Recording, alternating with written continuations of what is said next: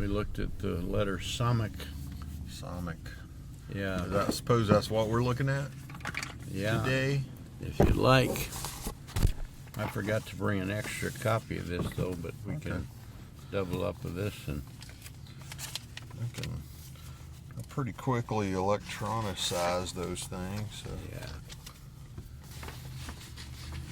So I can replicate. Yeah. Let's see what we got here. Well, how about some of that good coffee you got there? We'll get it started.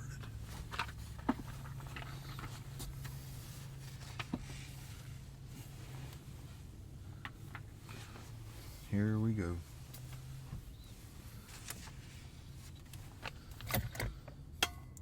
It's so hot off the presses. Yeah. I should have let you hold it like I normally do.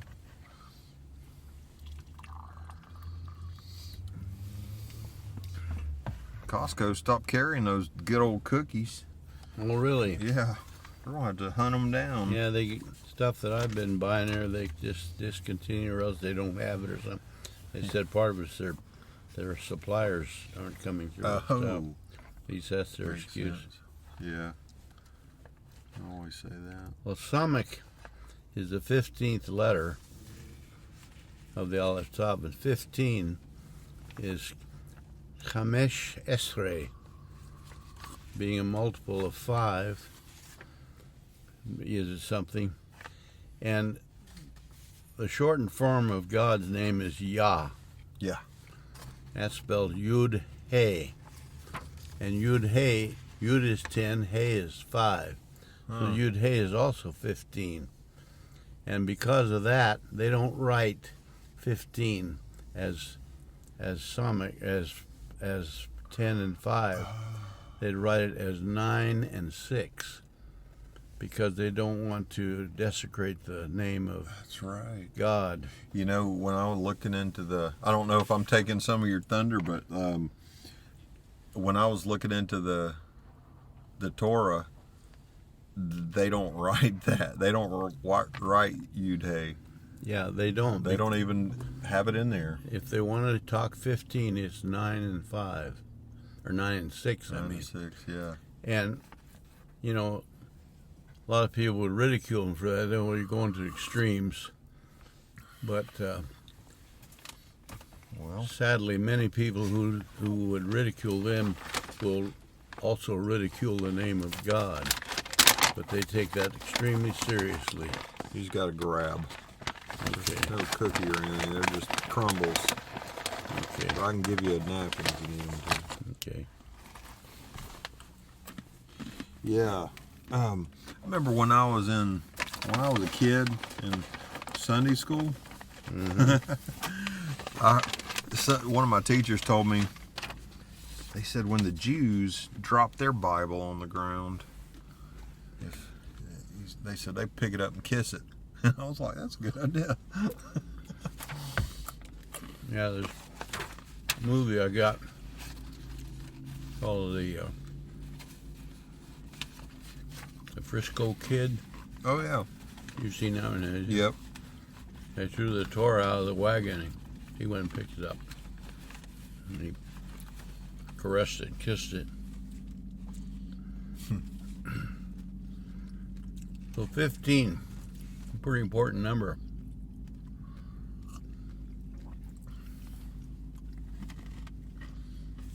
All the feast days of Israel's feast days began on the 15th of the lunar month.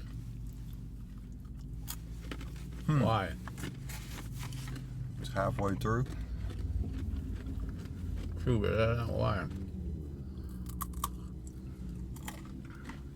Because it's God's number. 15th is full moon. Okay. When it's at its brightest. So, as God hates darkness, but he loves light.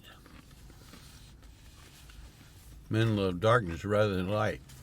So the feast days occur during the brightest time of the lunar month, on the 15th. They always start on the 15th. So every 15th of every Jewish month is full moon. Yeah, it's always the middle of the month. So, so 15 also represents rising from the physical to the spiritual. There's 15 steps in the Pesach Seder. You know how they do that? Mm-hmm. They don't just sit down like you would at any other dinner and just eat what you feel like. Everything's done in an order. Right. You eat the bitter herbs at a certain time. You eat vegetables at a certain time, this and that and the other. There's 15 steps of that. So what do you suppose they're for? What is the purpose of those 15 steps? Point us to God. Yeah. 15 steps that went up to the temple. Really? There's 15 psalms of ascent. What's a psalm of ascent? When they're going up to Jerusalem? Yeah. So, and the psalms of ascent are Psalm 120 to 134. Every one is about going up to Jerusalem, or something to that effect. So Samech means a thorn. What do you think of when you think of thorn? The crown of thorns that Yeshua wore on the cross? Yeah, what was the purpose of the crown of thorns? Well, they were mocking him. Yeah, but what does it tell us? That he bore the mocking and that he bore the ridicule and that they were mocking his kingship. Well, the crown was a mockery crown, but it's still a crown, isn't it? Mm-hmm. Who wears the crown? King. So this king, remember, Pontius Pilate asked him, "Are you a king?" Well, is he or is he not? He is. Does he have a crown? Yeah. Made out of thorns, isn't it? But he also... What was he doing when he was wearing that crown? He was bearing our sorrows? Yep. He was bringing salvation, wasn't he? Yeah. Another use for thorns was when the shepherd would build a temporary corral for his sheep out in the field. He'd pick up a bunch of thorn bushes and build a little hedge around, which was called a keep. Mm-hmm. And what was the purpose of the hedge? To keep the sheep safe. Yeah, to protect the sheep. Keep them in, keep predators out. Keep predators out, keep sheep in. So that again, Samech means a thorn, but it also means to protect. It can mean a snake. A snake. Why do you think it would mean a snake?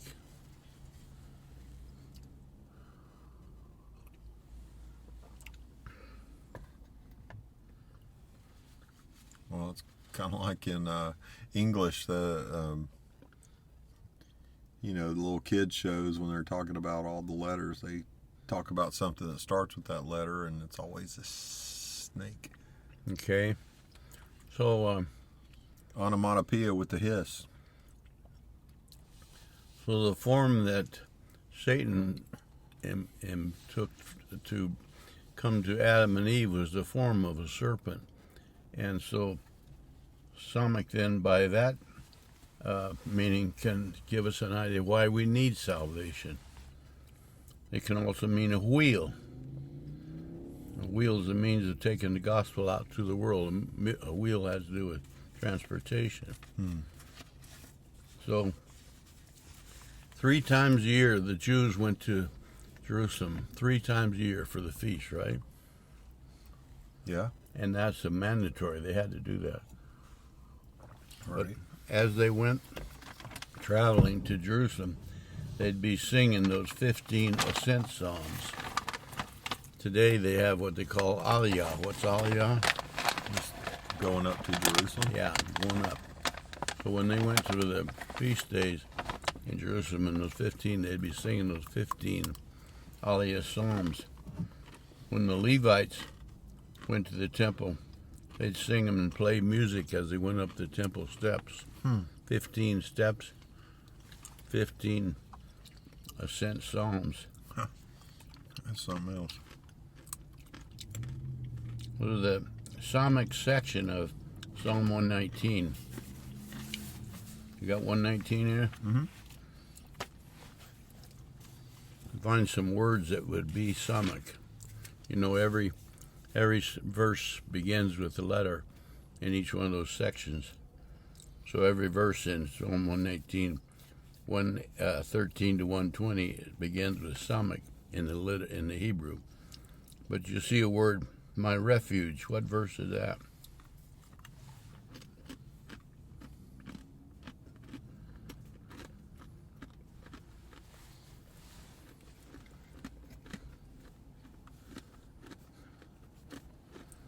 I don't know if I have the word refuge. Sustain me so I can be safe. You remember I got that Holman Christian Standard Bible, so it's got a few interesting words. Your shelter and my shield. Okay. That's number 114. A shelter? Mm-hmm. What's a refuge? It's a shelter. You see the word my hope? Mm-hmm. 114, I put my hope in your word. My love of God's commands. See that anywhere? Yep.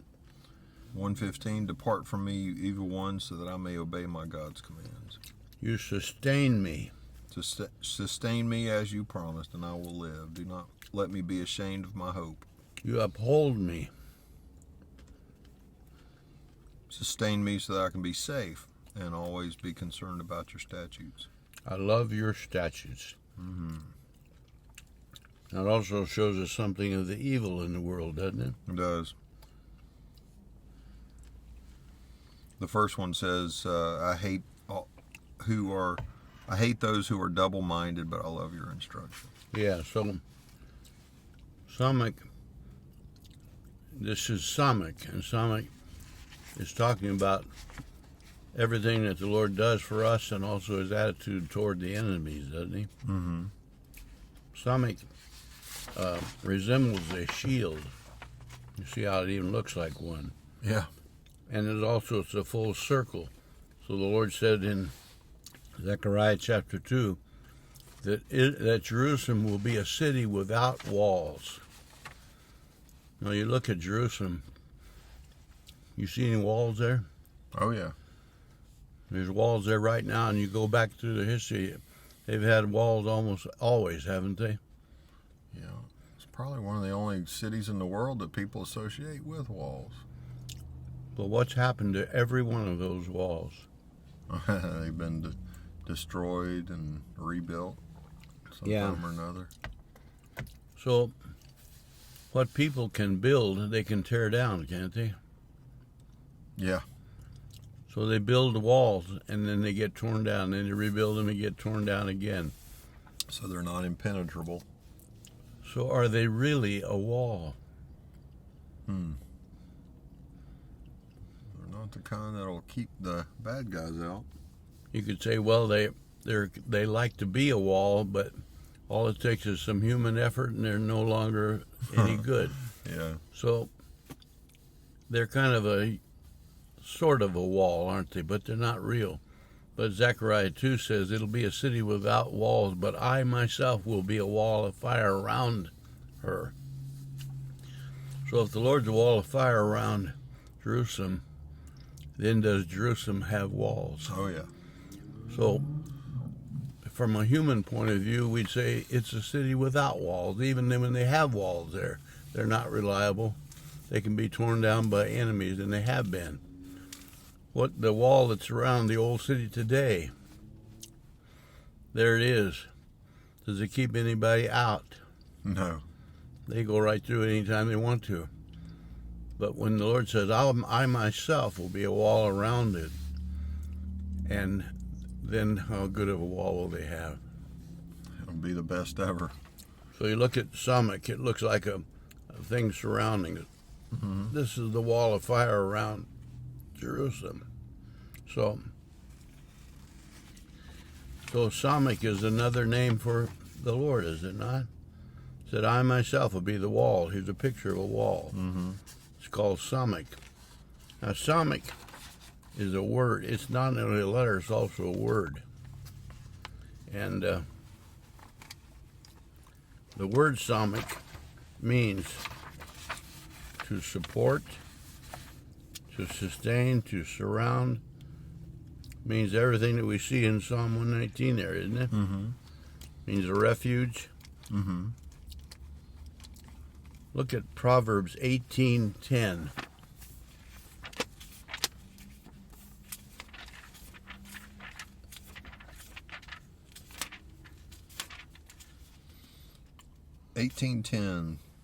The name of Yahweh is a strong tower. The righteous run to it and are protected. Right. Number 15 is Yud-Hey. What is Yud-Hey?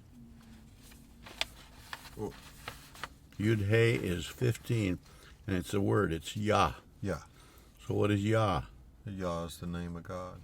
So what does Proverbs 18:10 say about the name of God? It's a strong tower. And what is a strong tower good for? Protection and offense. Well, Seeing stuff. yeah. Primarily, it's a safe place of refuge, isn't it? Mm-hmm. It says the righteous run to it. Why would they run to the strong tower? It says run to it and are protected. From what? From enemy. Okay. So the strong tower then is what is the strong tower? The name of Yahweh. So what's the name of the Lord? Yud-Hey. Yud-Hey, Yah. Yeah. And Samech is also 15. So when you have a numerical value of one thing and the same numerical value of something else, they compare together. So if Yah is a strong tower, what is Samech? It's the tower, just like the name. What's the difference? You can call it Yah or you can call it Samech. You're talking about the Lord. Psalm 34:7. Psalm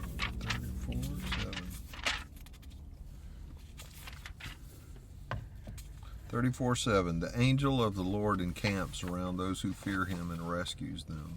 Okay, this is a military term. Are you familiar with the word Lord Sabaoth? Yeah. What does that mean? The Lord of many armies. Yeah, host, yeah. Yeah, host. Yeah. So that it says the angel of the Lord camps around those that fear him. That's a military term. When a military host camps around something, what do they become? Let's see. That's either around those who fear him and rescues them. Well, that's protective move. Look at Samech. Like circling the wagon. Yeah. Zechariah said, I'll be a wall of fire around Jerusalem. So that wall of fire is, who is the wall of fire? He is the wall of fire. Yah is the wall of fire. And what's Samech is the wall of fire. What's his position relative to Jerusalem? What's his position relative to Jerusalem? Around it? He's camping around it. He's the surrounding wall. So, Lord Sabaoth means all his hosts, which is his powerful force of, it's really like a military term. Here's the Lord with all his hosts, his military soldiers, surrounding the city as a wall of fire. It says the angel of the Lord encamps around those who fear him. So what does that do for them? Protects them. That makes them safe, right? Yep.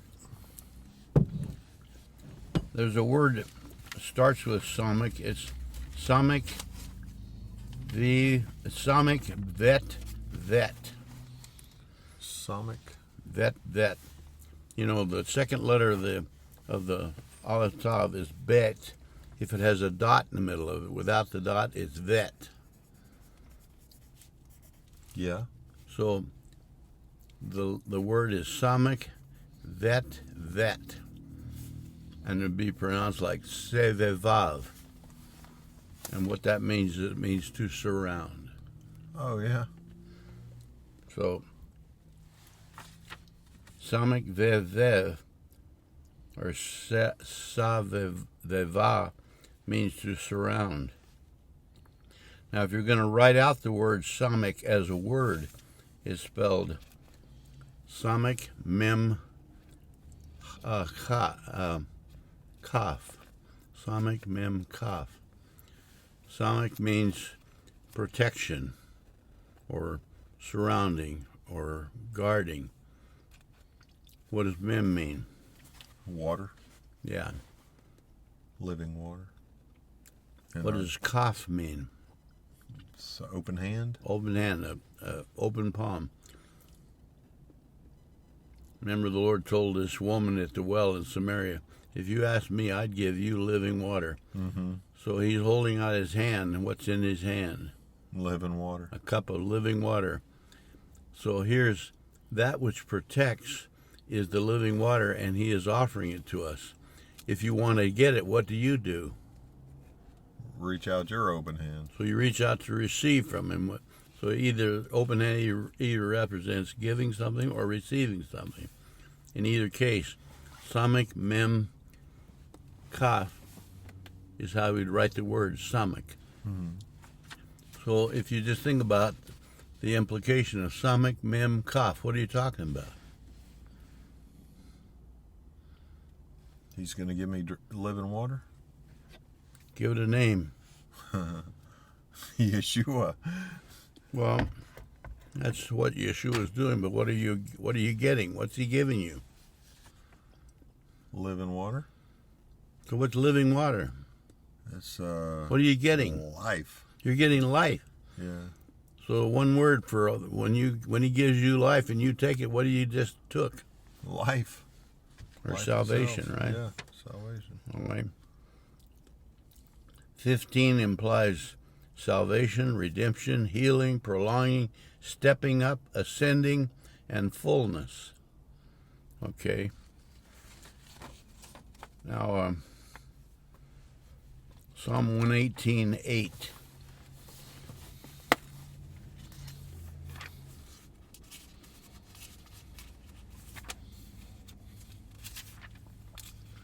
Psalm 118:8. It is better to take refuge in the Lord than to trust in man. You know what's unique about Psalm 118:8? What's that? It's the middle verse in the Bible. Oh, yeah? By word count.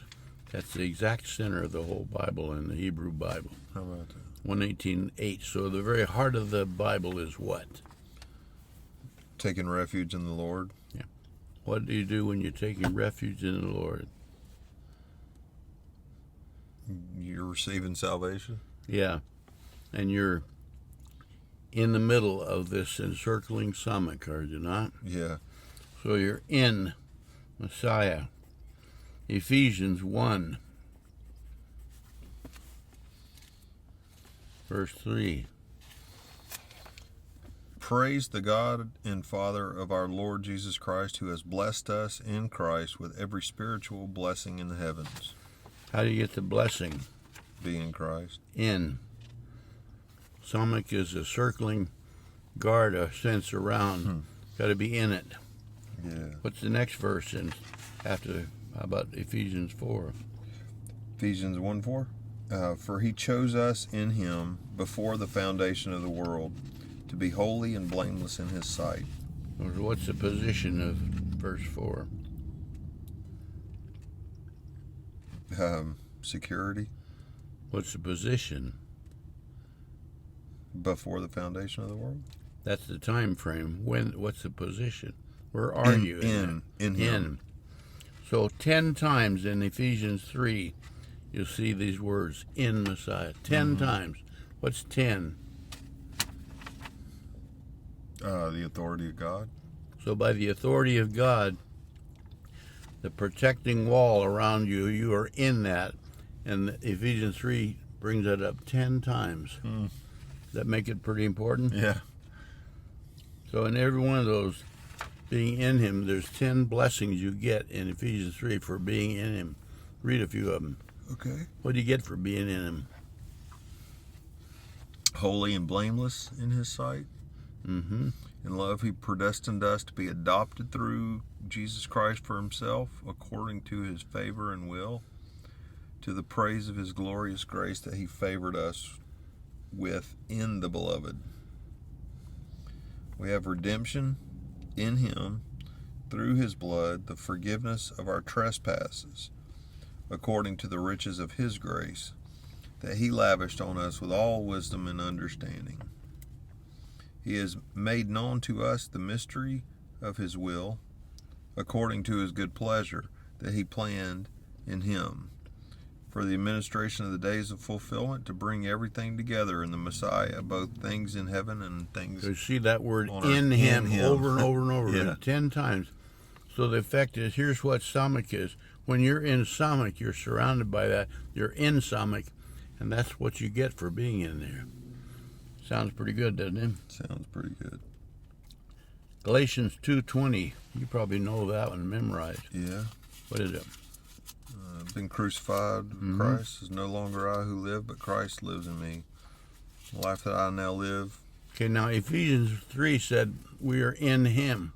But Galatians 2:20 says he is in us. Yeah. So not only is the salvation representing us being in him, but he is also within us. So it kind of works from outward to and through inward. Colossians 1:17.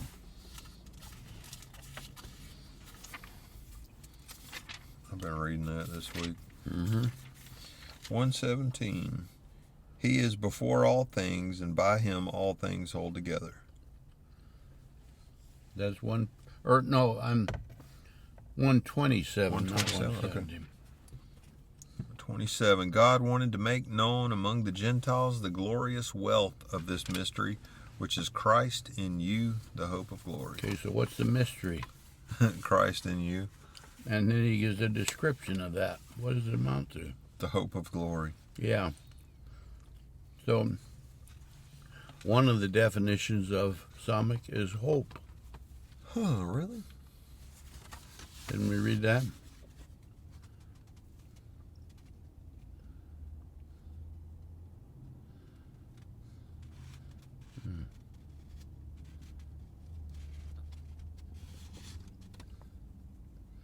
Here it is.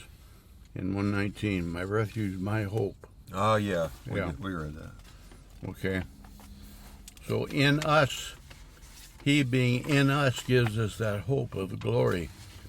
What does glory mean? What's hope of glory? What is glory? Glory is a characteristic of God, like a shining light. Yes, it's a radiance, isn't it? Yeah, radiance. It's a good word. Now, right now we live in a situation you don't see a whole lot of radiance, do you? No. What you see is darkness and ugly stuff. That's right. Radiance is brilliant light. It's something that shines out. But that's part of the hope. So when he is in us, we have that hope. Is that correct? Yeah. Okay.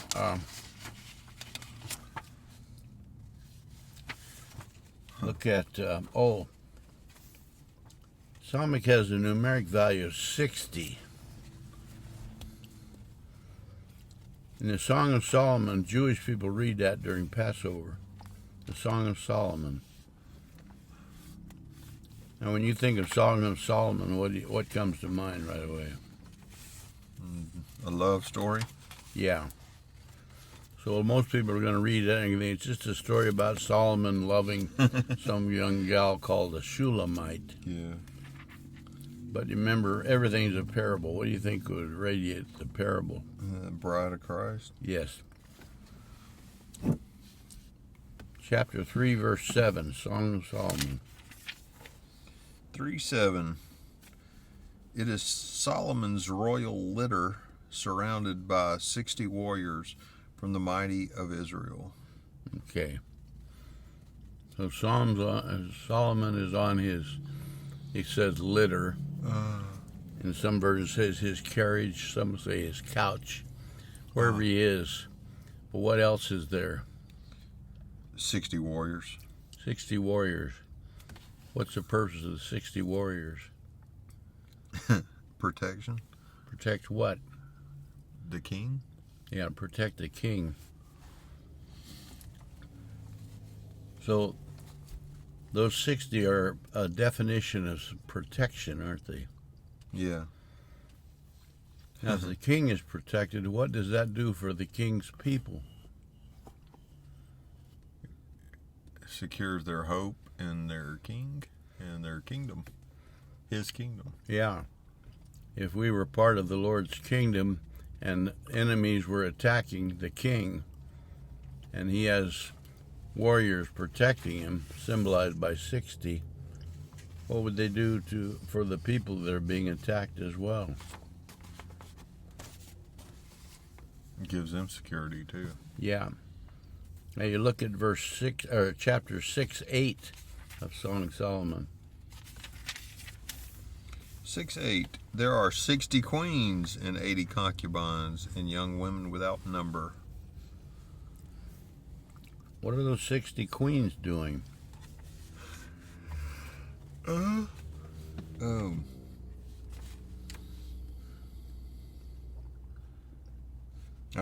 just the handmaids. They're just there for decoration, right? Well, no, they're there for childbearing and sharing the crown with the king, aren't they? They're serving the king's interests, aren't they? Sure, yeah. And not only are there 60 queens, but it says something else. 80 concubines. And? Young women without number. All right, so all of them are to serve the interests of the king, are they not? Right. And if the king's interest is his people, now Solomon, we got to realize, as a man, he was kind of a thug, wasn't he? Yeah.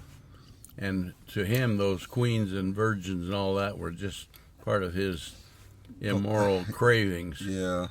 Political but if it's wrangling. a picture of the Lord and his bride, which it really is, then what is the interest of the Lord in the queens and the virgins and the concubines and all that? What's the Lord's interest in them? Protection and bearing fruit. Is he just using them to satisfy his own cravings? Well, bearing fruit is something that most of the women want to do too. They want to be moms and see offspring. So it's a mutual thing, isn't it? How much of the action of the Lord is to satisfy his own cravings? Well, he's not selfish, that's for sure. He's doing it to. Well, I think pleasing his people is a pleasure to him.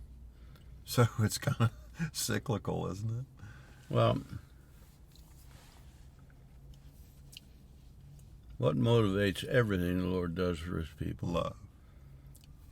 How much of it is based on his own personal interest? When he went to Golgotha, did he go there to satisfy something that he wanted? No. What did he go there for? To give us what we needed.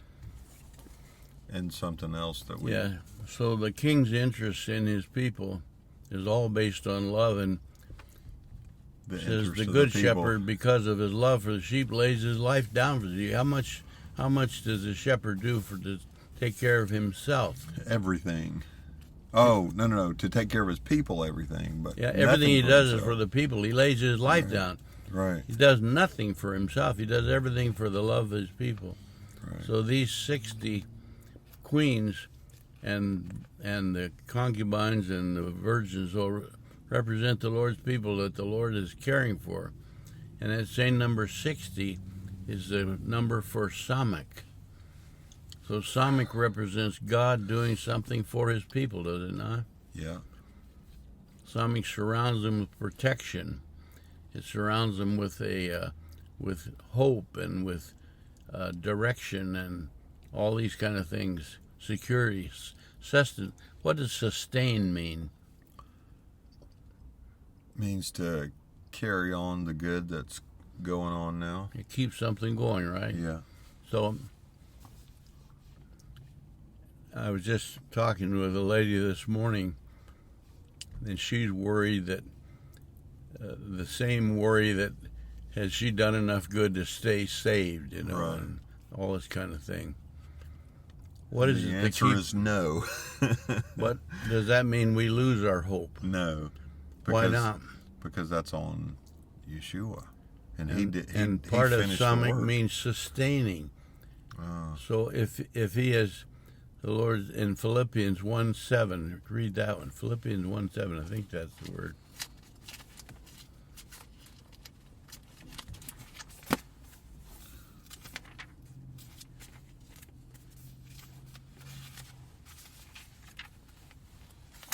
Philippians 1:7.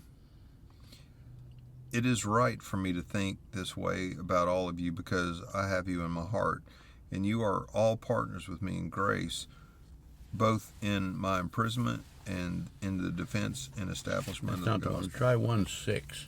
Okay. I am sure of this, that he who started a good work in That's you the will one. carry it on to completion until the day of Christ Jesus. Okay, read it again slowly. That's 6, right? I am sure of this, that he who started a good Okay, work, first of all, what did he do? he started a good work, Started. I'm sure of this, that the one who started will do what? will carry it on to completion. Is that the word sustain? Yeah. Yeah. Samech means to sustain. Yeah. So if he sustains it, then what's the outlook look like? It's going to keep going. Is there a chance it might fall apart? No. No, How do you know it won't fall apart? because he is the one who sustains it. And does he ever say, but I tried to keep him, but it was just too tough for me. No. Sorry, I couldn't help you. No. Does that sound like something Samech would say? No. Samech says, I'm going to sustain you. You will be done. And so the apostle wrote to the Philippians, what did he say to them? He said you keep on trusting in that Yeshua. How did it start off there? First, I'm sure of this, that he... I'm sure of this. I am sure of How, this. why is he sure? Because of who Yeshua is. You know, how can you be sure of anything? How do you know anything is something you can rely on? Well, in this world, you can't, but he's talking about Yeshua. Okay. So he knows that he's reliable. How do you know that? You say he knows. How do you know it? Well, because he knew Yeshua. And he had sustained him. Okay. Romans 6, I think it said, or Romans 8 maybe, it says, the way we know that we are children of God is what? The testimony of the Spirit. That's right. So how do you know that something is being sustained? Testimony of the Spirit. Yeah. So how could he say, I'm sure of this? Because the Spirit told him he was to be sure. So if the of. Spirit says, I'm going to sustain them, and I'm sure that the one who started the work in them will finish it, is there any chance that might not happen? No chance. If that fails, then God himself is a failure, isn't it? Because it's his word that says this is what's going to sustain you. So Samech means to sustain. That's one of the meanings of it. Look at Proverbs chapter 2.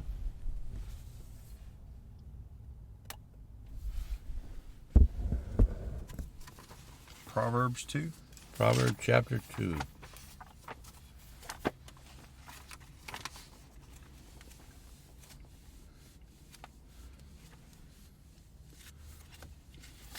Verse 7.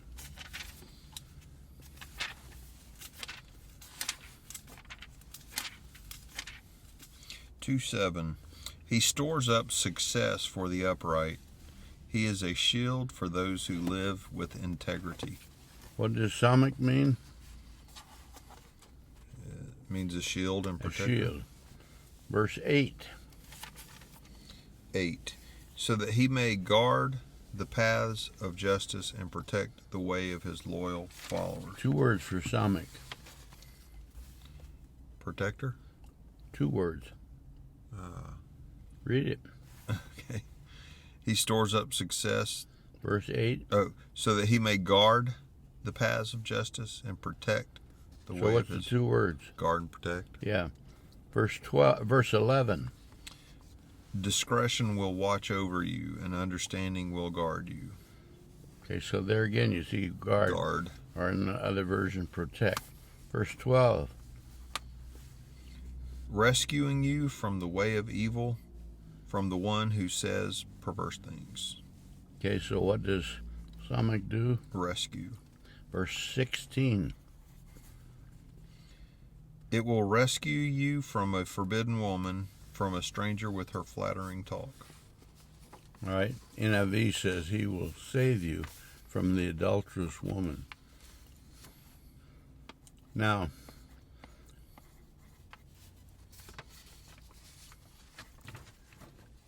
adultery is a kind of a form of false marriage, isn't it?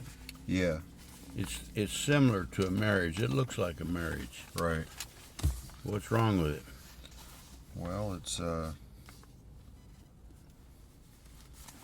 in the context of what we're talking about, there's no security there, and there's no commitment. Okay. You want some more? Yes. So even though it looks like a marriage, and in many ways similar to a marriage, fact is it's not, is it? Right. So when people read that, he will save you from the adulterous woman, what do most people going to think? Thing about controlling yourself and just having wanton lusts and stuff. Yeah.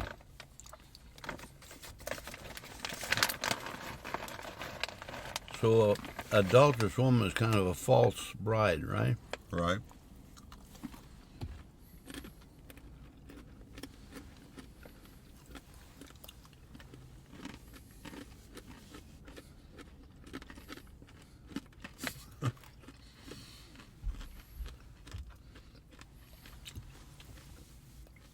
He says he will rescue you from that. He'll save you from that.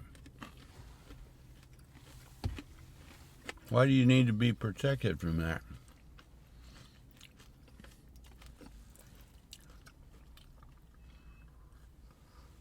So your real relationship will be good and pure,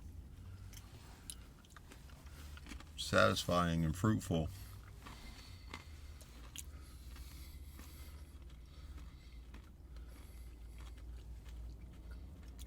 So everything's a parable. What's the adulterous woman? That is a false marriage. Satan. No. No? Mm-mm. The church? No. I mean, The church is the the bride physical, of the Lord. the physical church, not the spiritual church. How about if we call it the false religious system? There you go. There you go. You got it.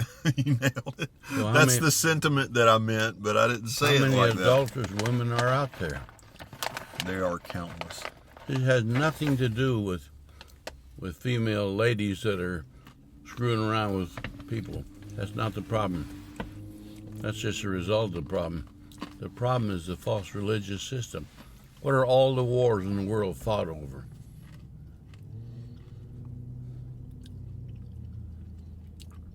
Stuff. Boil it down to they're fought over a false religion. Yeah. Yeah, for sure. In this day and age, especially. Why did the Muslims want to kill the Jews? What did the Muslims claim? Allah is the prophet, and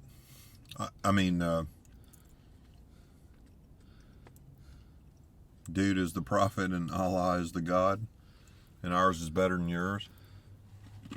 Do they claim to be a relationship to God? Yeah, they claim to have the relationship with God. That we are the bride of God, isn't that what they would say? Yeah, But what? but they're the adulterous woman. So you look at the false religious system, it's symbolized by Babylon. Egypt symbolized the economic and political system of the world. That's also anti-God. Which is more powerful, the false political system or the false religious system?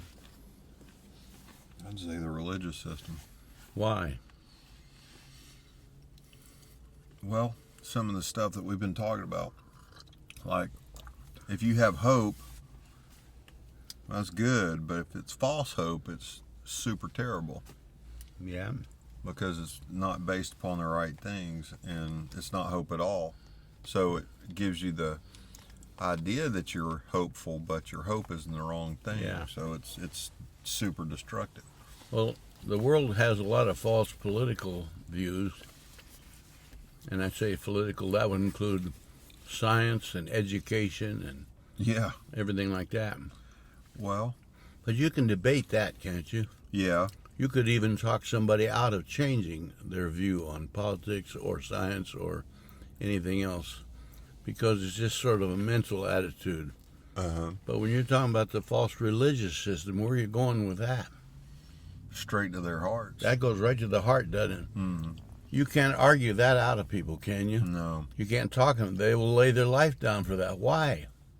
because they believe it's the truth and the good and everything.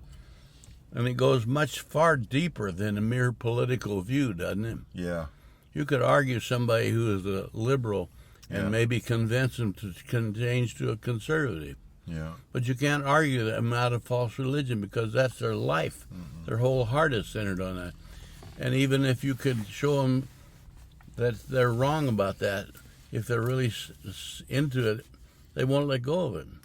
Because They'd rather just kill you. it's deeper than mental. It's not just something you can argue away. Right.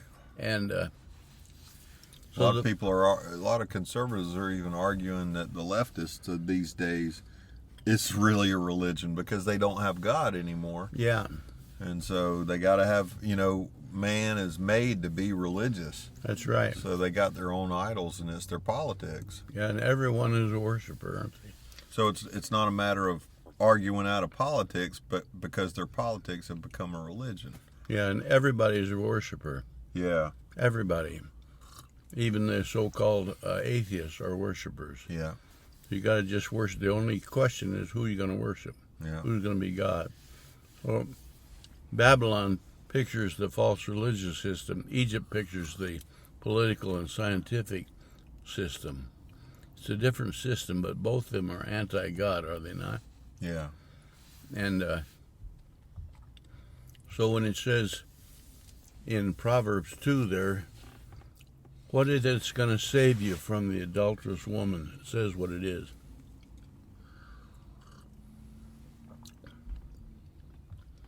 Is it discretion?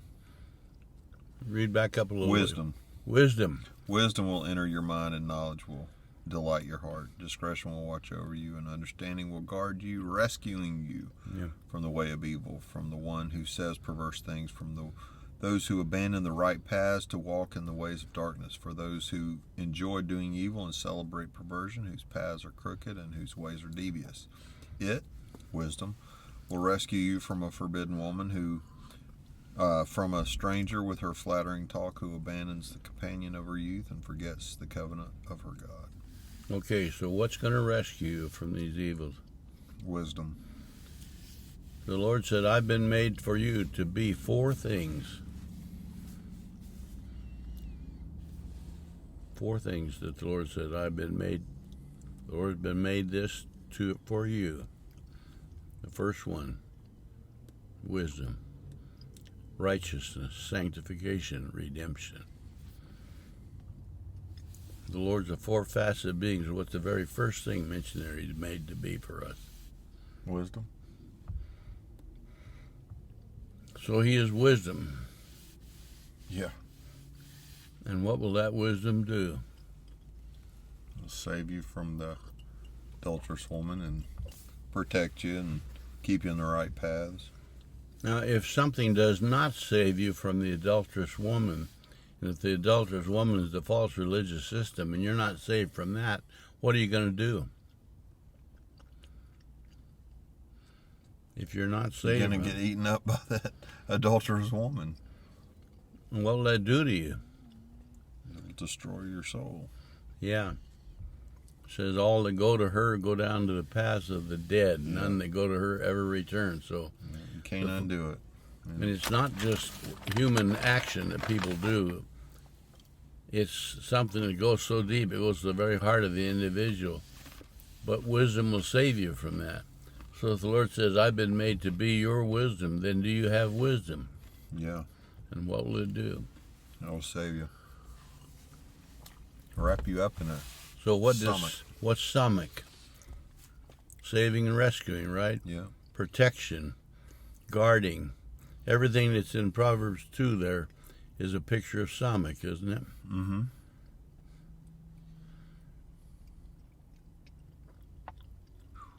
So could Samech be just another name for the Lord himself? Absolutely. Everything that the Lord is, Samech pictures that for us. Mm-hmm. And has the same numeric value as Yah, which is Yud He. Yud means the hand of God. He means breathing, being alive. Remember Psalm 19. How does Psalm 19 start off? You know it. Psalm 19. 19. Heavens declare. Yeah. Heavens declare the handiwork of the Lord. Mm-hmm. What's the handwork of the Lord?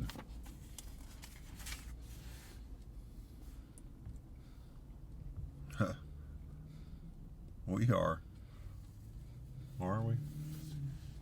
Well, actually, we're a work of His. The work of His hands is salvation, isn't it? yeah, it's Samech, isn't it? Yeah. What is Samech? Protection and salvation. Rescue, hope, Yeah. everything that's in there. Everything that's in Proverbs 2 is Samech. And so he says, the heavens declare the handwork. Now you look up to the heavens, you see all the stars and everything. Is that the handwork? Mm-mm. They're the proclamation of the handwork. Yeah. Certainly they are the effort. They are the result of God's creation. But when he says they are declaring the handwork, they're not the handwork. They are the declaration of it. They're the statement. They're the messenger, are they not? Mm-hmm. So what is the handwork? The salvation. Yeah. Of God. So Samech is rescue, guarding, protection, surrounding, providing, hope. All those things that Samech is the handwork, isn't it? Mm-hmm. And the heavens declare that. And Romans 1 says the heavens are seen by everyone in the world. Remember, Yeah. it's in Romans 1. I can't remember what verse it is. Can you see it? I can find it.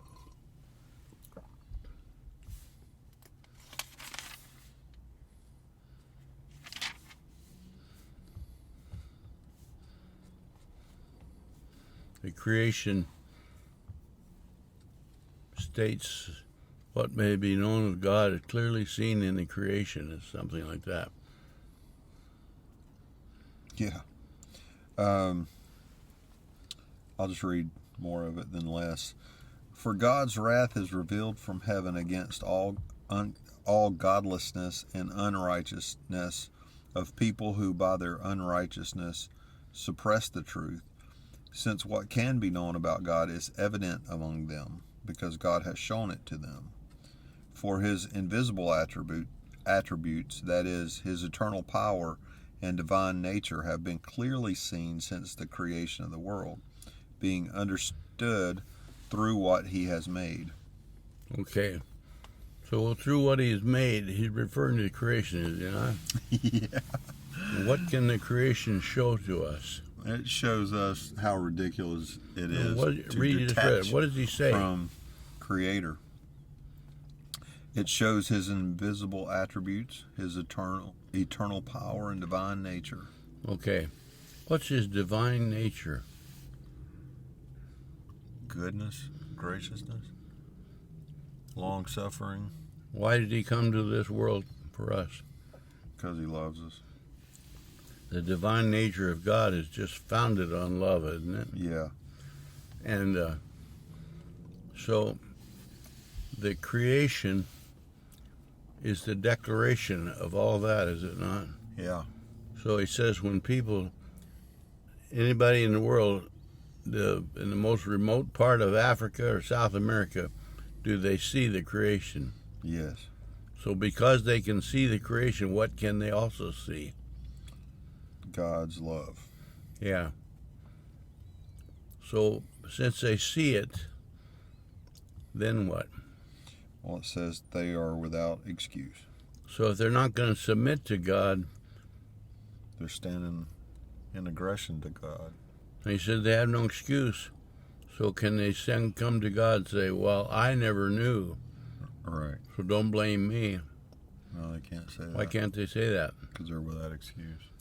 Why are they without excuse? Because they can see it. Because the creation clearly shows it. Yeah. Now,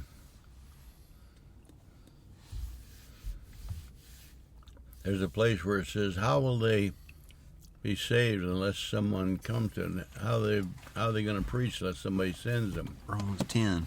So if there's nobody to tell them what the truth is, then how can you expect them to know? Well, that's why he started out with that statement that they can know. But there's no preacher there. There's no missionary going to those guys. So they can say, well, we do have an excuse. You never sent anyone to tell us. No, they don't have an excuse. Why not? That's what the word says. Because it shows it to them. The nature itself shows it to them. So nature became the preacher, did he not? No, the Spirit of God is the teacher. Yes. But he used that. So does he tell them what they need to know? I would say he demonstrates it, right? Well, he said they don't have any excuse for not knowing. Right. He demonstrates it through the things that they see. So if the Lord said, how come you never knew me? And the man says, because I never heard of you. I didn't know anything about you. How can you blame me for not knowing you? You can't. You can't blame him? What are we talking about here? Are we using the same subject and The predicate? man says, how did you expect me to know? Oh. You never sent anybody to tell me about it. No. Because I did send someone to tell you. What? I sent you the world. The creation. Yeah. It says the creation says you everything you need to know about the divine nature of God.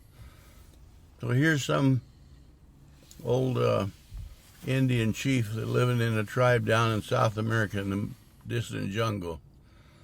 He doesn't even know there are other people in the world. His whole world is just around this little area he lives in.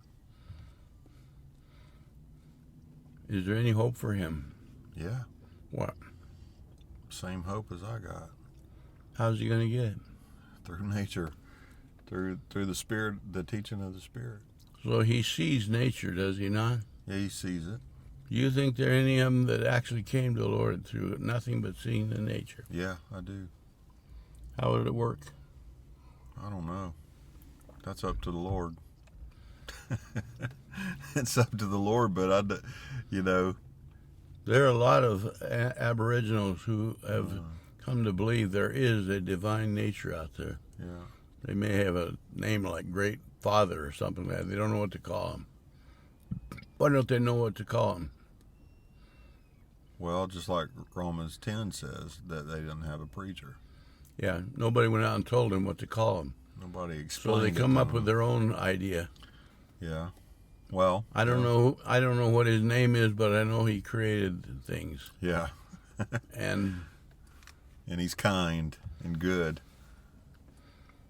And somehow, this Aboriginal has a hard attitude that he wants to find out who that one is. Mm-hmm. I think one of the reasons this idea is so hard for Westerners to grasp is because we are so connected to written stuff and disconnected from nature. And who got us into all that kind of thinking? Oh, we did. No, The Satan. the false religious system. Yes, indeed. Indeed. They say, well, let me give you this piece of paper written right here on it is what we call the sinner's prayer. Yeah. You have to say this. If you don't say this, you can't be saved. Yeah. If you say this, you are saved. And how do I know it's Trust true? in this- Because they taught it to me in Bible school. So this is what we're to tell everybody. Right. Without this, you can't be saved. And if you need to know about God, just come back here next week and we'll tell you Yeah, or everything you need to know. look up the Pope in the Vatican. He will explain it to you. Yeah. Or call our pastor. He's the guy Vicar who of knows Christ. it. Yeah. So, can you see how the false religious system is like the adulterous woman? How does the adulterous woman succeed in her operation? What does she use to bring success? Good looks and Good looks and come over here behavior. yeah. In Proverbs 7 talks about Lights, fog machines, look at stage Proverbs. shows. You know what Proverbs 7 says? That's the one about the adulterous woman, right? Yeah. I look down through the lattice of my window. See that one? Get to it. It's a picture of it, isn't it? I looked at the window of my house. I looked through my lattice. I saw among the inexperienced, I noticed among the youths, a young man lacking sense. Okay, first of all, what kind of a guy is he? He's a young guy, He's young and inexperienced, foolish. got no sense. Yeah. Sense means the ability to realize truth, doesn't it? Yeah. To understand. Doesn't have that. So now what happens? She's got her mark. Well, what is he? He said, I saw this young guy. Crossing the street near her corner, he strolled down the road to her house at twilight in the evening, in the dark of the night. Okay. In NIV it says, as the dark of night was closing in. Mm-hmm. What does that tell you? The dark of night was closing in. He was wandering around looking for something. Well, what did that do with the dark of night? Well, the picture of the light is dimming and the darkness is coming. So what's the light and the darkness talking about? The light is sense, Or truth? truth, and goodness and wisdom, and the darkness is the opposite of those things. Okay, so that was, the darkness was closing down, so it's about sundown time, isn't it? It's getting dark. And he is going down the road toward her house. Yeah. Now, toward her house doesn't mean is he there yet, No, he's just in the direction. but he's going that way. Yeah. He's approaching it. And he has no sense. Darkness has come on, which means he's not seeing. He doesn't understand. He has no vision.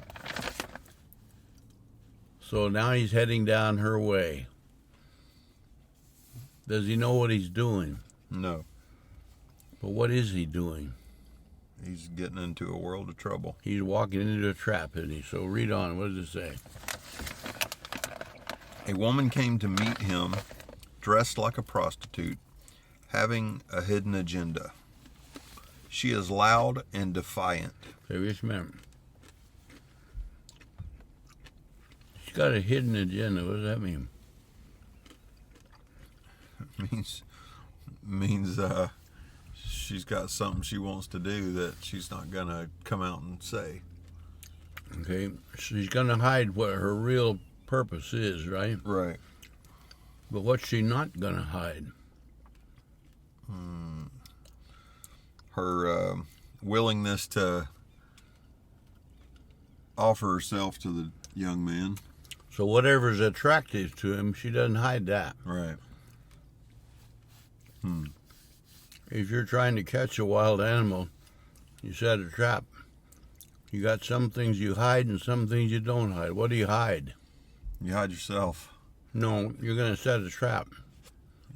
You hide the trap. Yeah, you don't want the animal to see the hide, but what do you make sure they see? What they want. Which is, we call it the bait, right? The lure, yeah. The bait or the lure. Uh-huh. Make that very prominent. Yeah. So here comes this woman. She's got a hidden agenda. She's hiding that. And that's a trap, isn't it? Yeah. But she flaunts whatever's attractive to the young guy. Yeah. Okay, now go on. She is loud and defiant. Her feet do not stay at home. Now in the street, now in the squares, she lurks at every corner. Okay, what do you see on every corner in the world?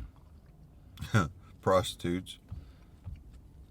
Is this talking about young women that are screwed up? No, it's talking about the false religious system. Yeah. Which So what do you see is on also true. every corner? The false religious system is everywhere. Everywhere, yeah. Okay?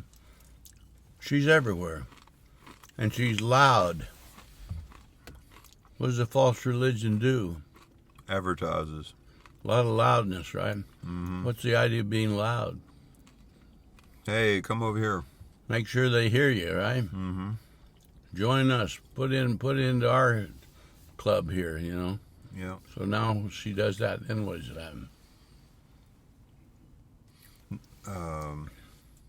She grabs him and kisses him. She brazenly says to him, I've made a fellowship offerings. Today I've fulfilled my vows. So I came out to meet you. Okay, just a minute. She grabbed him and kissed him. Why'd she do that? Well, that same vibe from before, she's giving him what he didn't know he was looking for. She makes him feel wanted too, doesn't she? She tells him, "I want you. You're loved. You're somebody that I need to do something for you." Isn't that what the false religion always says? Mm-hmm. Okay, now then, what?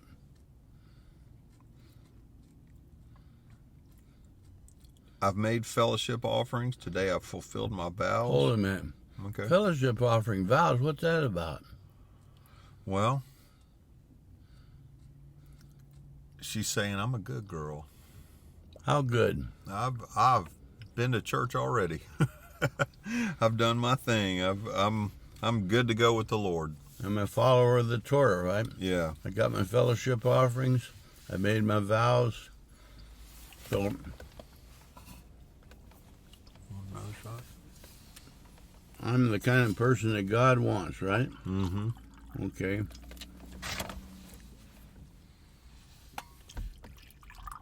How many times you hear a phrase like, this is a Bible-believing church? All the time. When they're loud and boisterous like that. Yeah. Advertising their wares. So now what happens?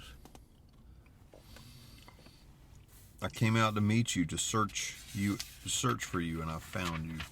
Mm-hmm. Now, did he find her or did she find him?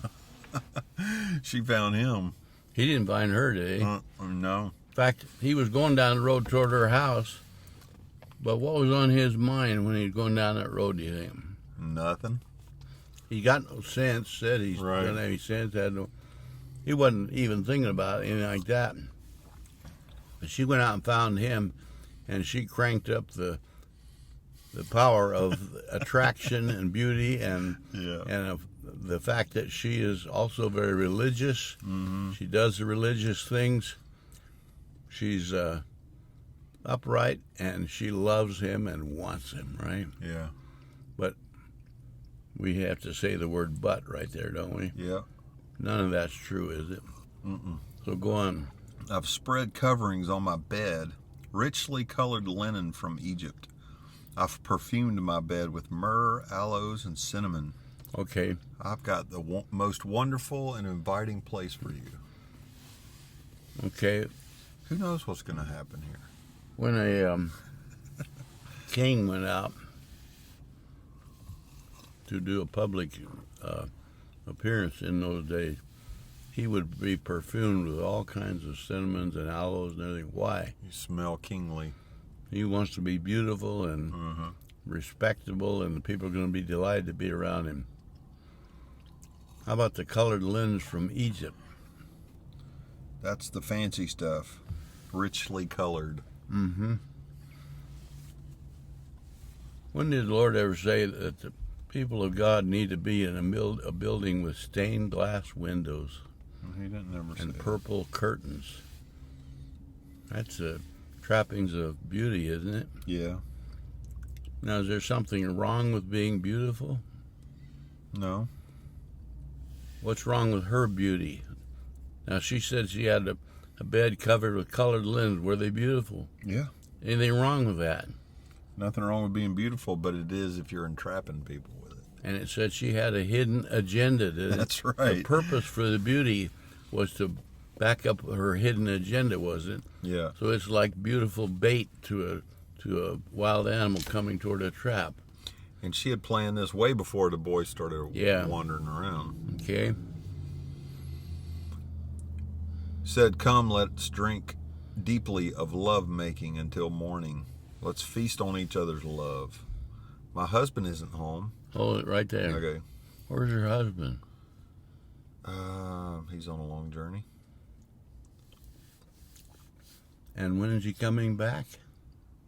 Won't be back till the full moon. Full moon. What's that full moon? Number 15, It's isn't the it? Samech, yeah. So, my husband's gone away, and he won't be back till it's time for the feast day. What do you hear in the religious system? Where's the Lord right now? From the religious system. He's gone? He's gone away, but he's coming back. When? At the end of time? At full moon, the time for the feast.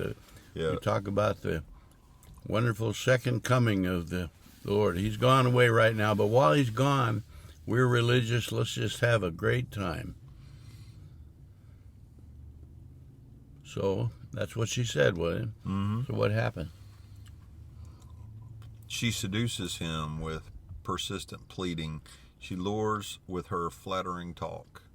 He follows her impulsively, like an ox going to the slaughter, like a deer bounding towards a trap, until an arrow pierces his liver, like a bird darting into a snare.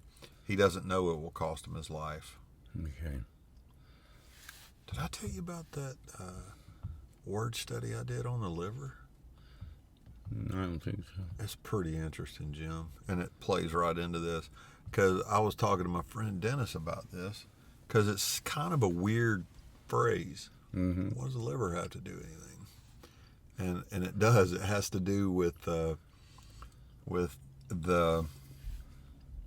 it's your life, you know. It's your purification. Takes the process. impurities out. Yeah. Yeah, and but there's a lot to that liver. I don't remember it all from my head, but there is very much to that liver. Yeah.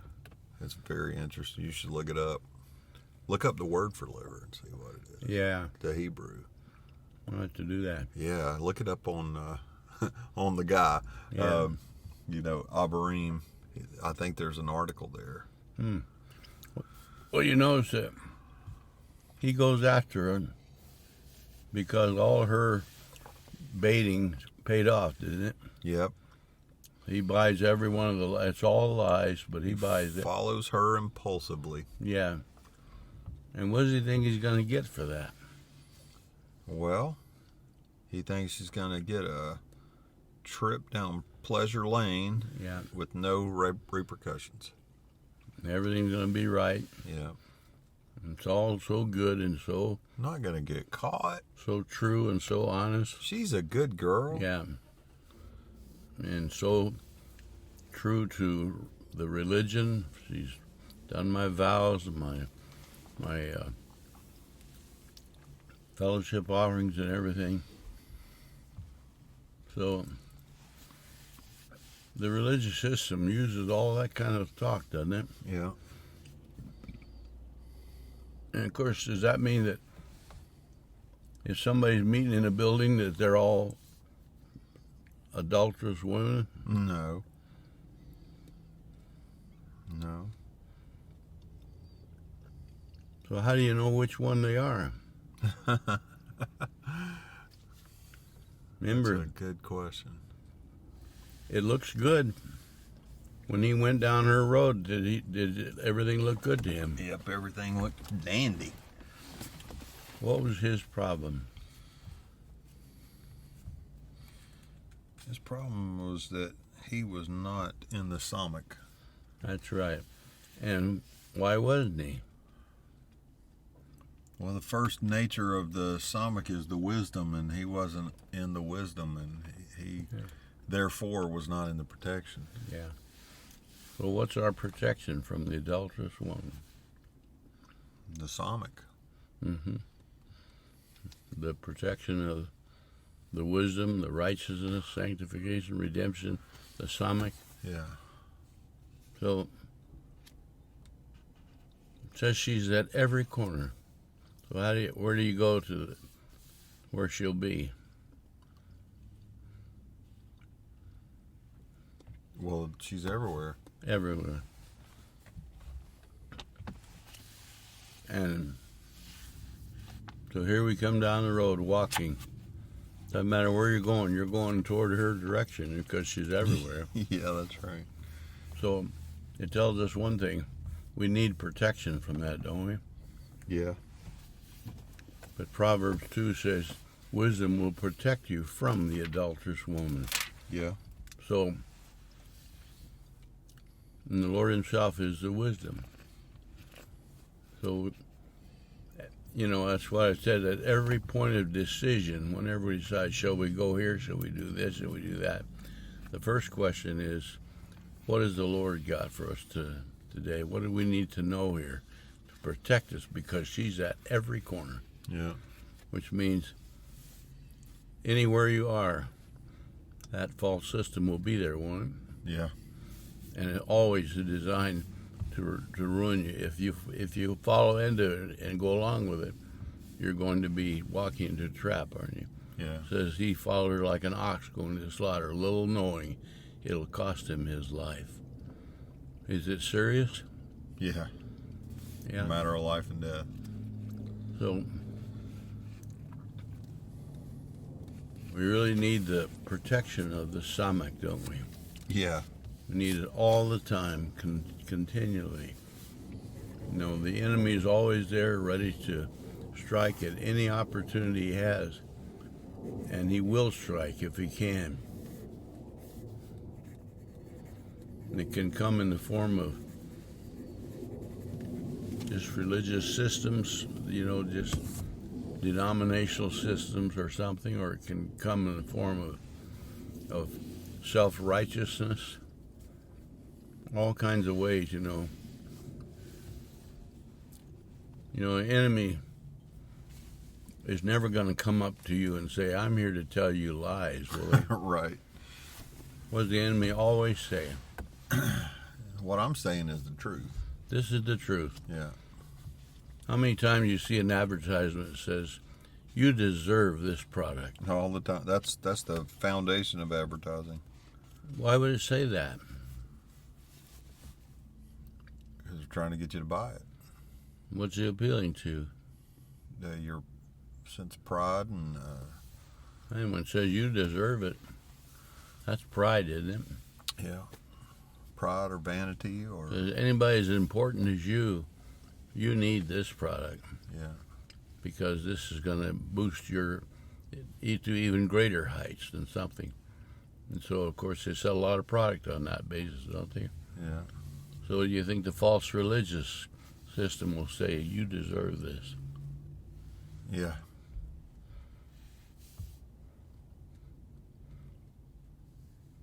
If we got what we deserved, would you want that? No. No. Because the false religious system says you are so wonderful and so good that if you get what you deserve, you're just going to love it. Yeah, I guess they do, don't they? Yeah. Because it's not real popular to bring people in and tell them to repent all the time. Yeah. That doesn't really work. Well, of course, some people do like a hard-nosed preacher that'll say everybody else out of this assembly is going to hell. yeah.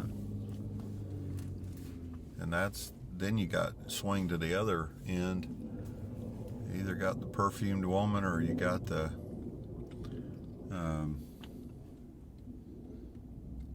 the Pharisees spirit of we're right, everybody else is wrong. Well, we have to Which is pride. If we're going to realize when the dangers are there, how are we going to get that realization? How are we going to know when we're walking into danger? Got to come from the teaching of the Lord. Mm-hmm. The Lord said, if you know the truth will set you free. Yeah. By implication, what if you don't know the truth?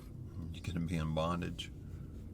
And you will not be set free, because if the truth is what sets you free, what else could set you free? Nothing. Nothing. It's only the truth that sets you free. And the Lord said, I'm the truth. And I am Samech.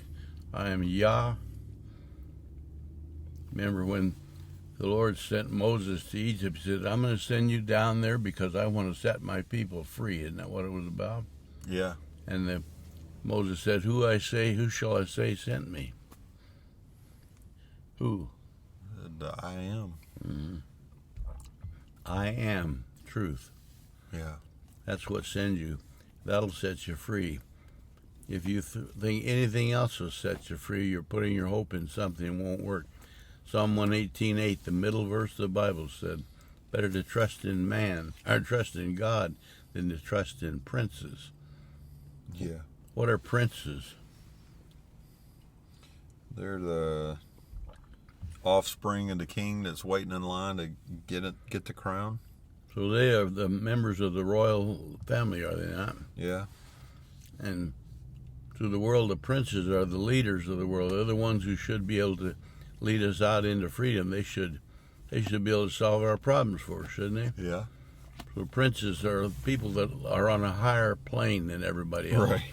They're the upper elite, aren't they? Right. And they come in the form of, have you noticed how many political questions are answered by movie stars?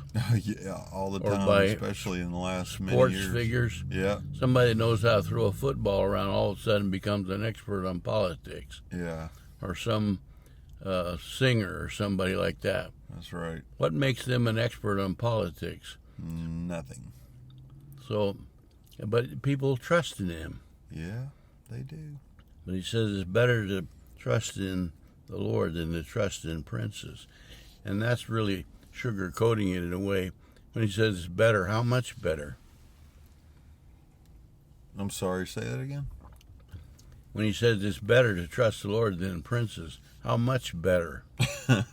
It's incomparable. It's like you can't trust in princes. It's infinitely greater, isn't it? Yeah. So that's why I say it's putting it kind of mildly. Yeah. It's not just a little bit better. It is absolutely the only way. No comparison. Because if you put your trust in the Lord, then you're trusting what can really save you, what can be the Samech. If you put your trust in princes, they will claim to be Samech, won't they? That's right. We're the ones that are protecting. We're the ones that are guarding you. We're the ones that tell you how you should live. We're the ones that offer you hope. Yeah. But he said, if you put your trust in them, what's going to happen?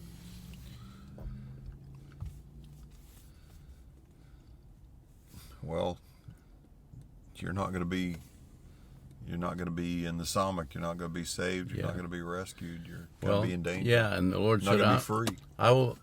I'm coming to a city without walls, Jerusalem. They have no protection because they're putting their trust in a rock wall. What's happened to every stone wall that was ever built around Jerusalem? Been torn down. Been torn down. Because it's not really a wall. If it's really a wall, it protects you, doesn't it? But the Lord says, I myself will be a wall around it.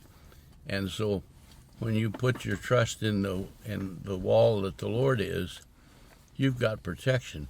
If you put your trust in a wall that's built by humans, it may look like protection. You may hope it's protection, but sooner or later somebody's going to break it down, aren't they?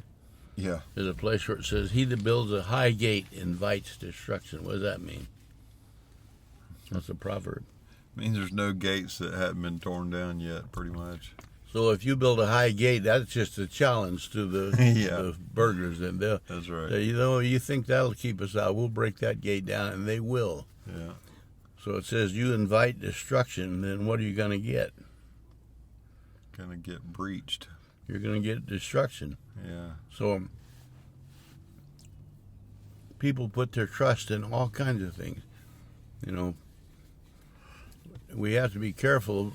We want the right things to be, but don't think that if you elect the right people, all of a sudden everything's going to be right. No. Because the enemy knows how to break down every wall that people build. Yeah. And we could reelect Trump. That won't save the world. Might be good, but there's only one who is Samech. That's right. That's the real protection. That's Everything else would like to be a protection. Hope they are. Some of them are just liars who are just trapping you. Some of them are probably genuine. They really do want to help and want to hope, but they themselves can't do it either. Of course, if there are people who themselves look to God, at least they're on the right track to point to who really is the protection. Yeah. But so we look at the world today, filled with foolish people walking down the road toward the false system, and we need to be very careful that we don't walk that way ourselves. You know. Yeah. Amen.